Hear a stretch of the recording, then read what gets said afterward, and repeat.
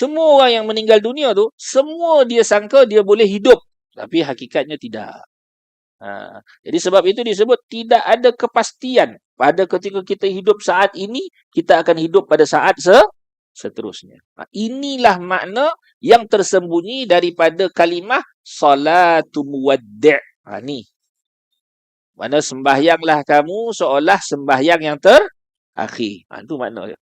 Itu dia punya inti dia. Artinya kau tak tahu selepas ini kau dapat peluang solat atau tidak. Artinya kau dalam keadaan yang yakin kehidupan ini, inilah masa dia, dan masa yang akan datang tak yakin. Tak tahu. Jadi oleh itu tidak ada masa kecuali sekarang. Itu yang Sayyidina Abdullah bin Umar radhiyallahu anhu bagi tahu. Bila kau berada di waktu petang, maka janganlah tunggu pagi.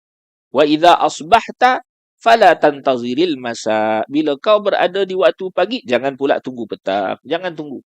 Dan satu saat pun kita tak pasti kita boleh hidup ataupun tidak. Tak tahu. Semua orang yang mati itu semua tak sangka dia mati. Ada dia sangka saya akan mati. Hanya orang soleh saja. Hanya orang soleh saja.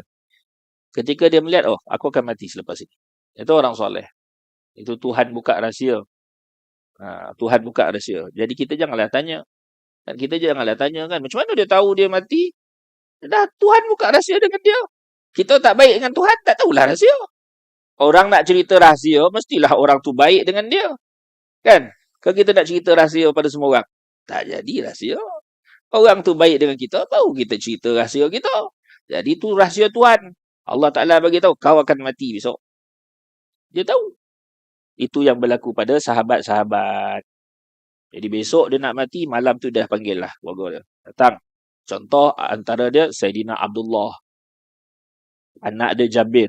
Jadi malam sebelum dia mati, dia datang. Panggil. Maka dia nasihat, wahai Jabir, besok aku akan jadi orang mula-mula mati. Dia sebut. Dia bukan sebut aku mati besok. Dia bagi tahu macam mana keadaan. Akulah orang yang mula-mula akan mati besok pagi. Jadi aku risau begini dan wasiat. Itu Sayyidina Jabir bin Abdullah. Yang meninggal tu wafat tu Abdullah. Sama. Sayyidina Abdullah bin Zubair. Sama.